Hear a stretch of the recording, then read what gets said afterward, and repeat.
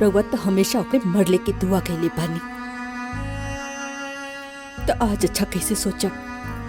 हम तो भगवान से हमेशा ये दुआ करे नी कि ओकर मरल मुंह भी देखे के ना पड़े हमरा।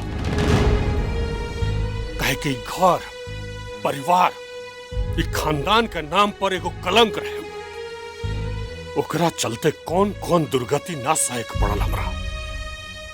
पूरा गांव के सामने कुकुर के निहन पुलिस घसीट के ले गई हमरा के। घर के चौखट केवाड़ी जंगला बर्तन सब कुछ कुड़की जब्ती हो गई।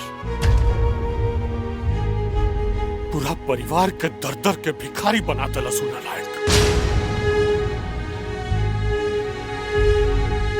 ये तो भगवान के कृपा भइल कि हमरा के दुगो लायक बेटा दे डाले, न तो हमनी के दर दर भीख मांगे के पड़ी।